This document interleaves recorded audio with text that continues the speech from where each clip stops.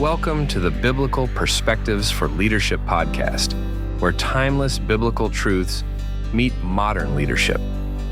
We are thrilled to have you join us on this journey of exploring how biblical principles can guide us in leading with wisdom, integrity, and purpose. Whether you're leading in the church, your workplace, or your community, this podcast is designed to inspire, challenge, and equip you for the road ahead.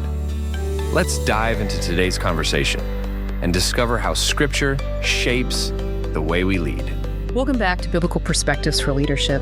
Here on the Deep Dive, we dig into stacks of material articles, research, our notes, and pull out the most important nuggets for you. Think of it as, well, a shortcut to being genuinely well-informed, hopefully with a few surprising bits along the way. Today, we're diving into Genesis chapter 43, a really powerful part of the story of Joseph and his brothers. That's right. And our mission here is to look at how God often uses these really intense pressure points, to actually forge purpose in us. We'll hit on themes like trust, tension, God's timing, and importantly, the leadership principles just embedded in this narrative. Yeah, and what's really relevant for you listening is how this whole story applies, whether you feel like you're stuck in your own difficult Egypt right now, maybe a tough situation at work, a personal struggle, or maybe you're just waiting for something to break through. There are insights here for leaders, yes, but also just for navigating everyday life. So let's get into it. Okay, let's start with the setup. Genesis chapter 43, verses 1 and 2. The pressure of this famine is just relentless. The material really emphasizes how severe things are in Canaan. This isn't a minor issue. The famine is worsening. Jacob and his sons are facing, dire scarcity. They're genuinely running out of options. It's desperate. Genesis 43, verse 1 says plainly, "Now the famine was severe in the land." They've eaten all the grain from the first trip, and this pressure forces Jacob's hand, really. He has to tell his sons, go back, buy us a little more food. That's in verse 2. But hanging over everything is that unresolved issue. Simeon is still a hostage in Egypt, and Joseph, this powerful ruler, demanded they bring Benjamin back. It's the last thing Jacob wants to do, but starvation is staring them in the face. It pushes them towards something deeply uncomfortable. And that leads straight into a key insight, doesn't it? For leadership, for life. Hardship often makes us revisit things we'd much rather avoid. Maybe it's that difficult conversation or, a weakness you thought you'd handled, and suddenly a new pressure brings it right back. It's like life saying, nope, lesson's not over yet. For leaders, tough times constantly force us to confront those uncomfortable realities. Maybe revisit a problem we thought was solved or face fears. You face it or you don't grow. Precisely. And that pressure isn't just external famine. It's intensely personal for Jacob and his sons. Which brings us to Genesis chapter 43, verses 3 through 10, a really pivotal moment. Judah's pledge. This is transformative leadership in action. Right. So Jacob's pushed to the limit. What happens next? Judah steps forward. He reminds Jacob, point blank basically, we cannot go back without Benjamin. That's in verses 3 to 5.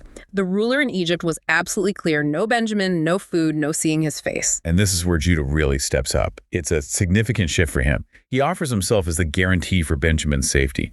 Verse 9 is powerful. I will be surety for him. From my hand you shall require him. If I do not bring him back to you and set him before you, then let me bear the blame forever. That's a world away from Reuben's earlier offer back in Genesis chapter 42, verse 37, remember? Offering his own sons, it felt, maybe less committed. Judah saying, it's on me, my life. And you can just feel Jacob's anguish. He resists. He clings to Benjamin, his last son from Rachel. But finally, sorrowfully, he agrees. And his words in Genesis chapter 43, verse 14, they're heartbreaking. If I am bereaved, I am bereaved. Yeah. It's utter resignation, but also maybe a flicker of desperate faith. He's letting go of his last comfort for the family's survival. It's incredibly moving, and the material points out a significant theological note here. Judah stepping in, offering himself for Benjamin. It beautifully prefigures Christ's role. Christ as our guarantor, standing in the gap for us before the Father. It's a really stunning foreshadowing. Wow. And the leadership insight is just as powerful. Good leaders prepare, yes, but they also intercede. They act in faith, even when it costs them personally. Judah models taking that personal responsibility, making the tough call. It's not just about delegating risk. It's about stepping into the gap yourself. That kind of accountability is huge. Absolutely. So Judah's made the pledge. Jacob's reluctantly agreed. Now, preparation. Genesis chapter 43. Verses 11 through 15. Jacob doesn't just send them off, he gets strategic. How do they approach this powerful, unpredictable ruler again? right? He tells them, take some of the best products of the land in your bags. Verse 11 lists them: balm, honey, spices, myrrh, pistachios, almonds, high-value gifts, and, critically, take double the money with you. Verse 12, he's covering all bases goodwill with the gifts and clearing up any lingering suspicion about the money from the first trip found in their sacks. It feels like both humility and smart planning, trying to smooth things over. But beyond the practical gifts and money, there's this profound moment of trust.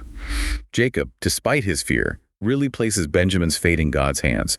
Back in verse 14, before the "if I am bereaved" line, he prays, "May God Almighty grant you mercy before the man, so that he may release to you your other brother and Benjamin." That's a huge act of surrender. For leaders, that's often the toughest part, isn't it? Knowing when you've done all you can and you have to trust, you have to release the outcome. And the sons, verse 15 says, they took the gifts, the double money, Benjamin, and they went. Obedience and trust heading into the unknown. Which connects to that spiritual reflection point from the material. Right. Even in scary, unfamiliar places, our Egypts, God's hand is quietly at work. It's that balance, isn't it? We prepare, we act responsibly, but we also need that deep faith, trusting God's working out details we just can't see yet. It's wisdom for leadership, for life, knowing when to push and when to genuinely let go and trust. So they arrive in Egypt. Genesis chapter 43, verses 16 through 30. And things take an unexpected turn. Joseph sees Benjamin with them, and his reaction isn't anger or suspicion.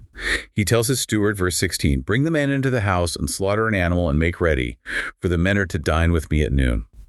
Hospitality, unexpected hospitality. Which naturally terrifies the brothers. Verse 18 says they were afraid because they were brought to Joseph's house. They immediately think it's about the money from the first trip. They corner the steward, trying desperately to explain, "Look, we found the money, we brought it back, plus more for new grain, we're honest." You can almost hear the panic in their voices in verses 19 through 22.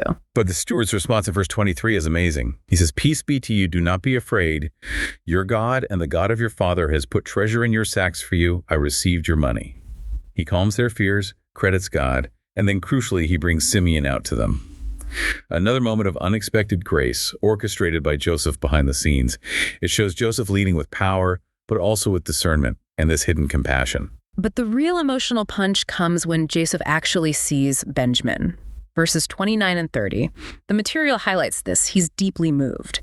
So moved, verse 30 says, his compassion grew warm for his brother, and he had to quickly leave the room to weep privately. Just imagine that rush of emotion after 20 years. Love, loss, maybe betrayal, longing, all hitting him at once. In this moment, it's also highlighted as prophetic fulfillment. Those dreams Joseph had way back in Genesis 37, his brothers bowing down, it's happening again. But now, with Benjamin present, the picture is complete. It also gives us this incredible insight into leadership under emotional pressure. How do you manage intense personal feelings while maintaining composure and fulfilling your public role? Joseph controls his own pain, his own potential for vengeance, to allow God's bigger purpose to unfold. That's a really profound lesson, leading with a clear head when your heart is in turmoil. Okay, so let's get to the meal itself. The end of the chapter, Genesis 43, verses 31 through 34. Favor, fellowship, and definitely some foreshadowing at this table. Joseph composes himself, comes back out, and orders the food served. But then comes the astonishing part. He seats them according to their birth order. Verse 33 says they looked at each other in amazement. How could he possibly know that?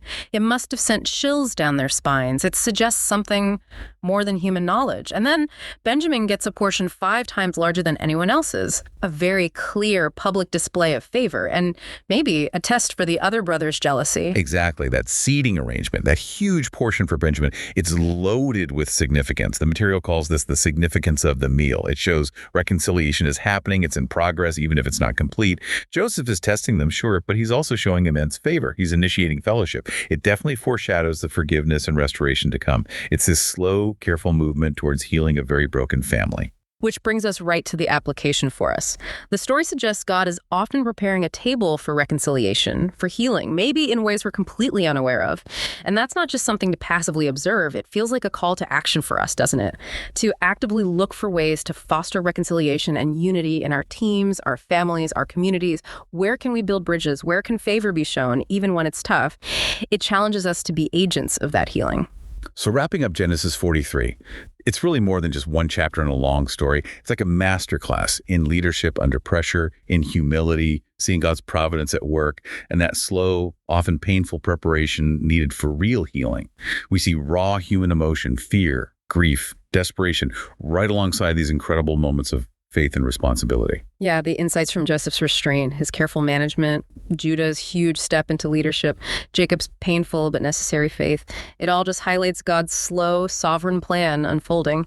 A plan not just for survival, but ultimately for reconciliation and redemption, even for the most fractured relationships. And so, as we finish this deep dive, maybe here's a final thought to wrestle with. When God is the one writing the story, even the chapters that feel completely broken can lead towards redemption. Something to reflect on perhaps in your own leadership journey, your own life, finding that hope, that purpose, even when things feel incredibly challenging. Thank you for joining us on the Biblical Perspectives for Leadership podcast. I hope today's insights have encouraged and equipped you to lead with faith, wisdom, and purpose. Remember, the greatest leader of all time taught us that true leadership is about serving others. If you enjoyed this episode and podcast, be sure to subscribe, share it with others, and leave a review. It helps us reach more people with these transformative truths.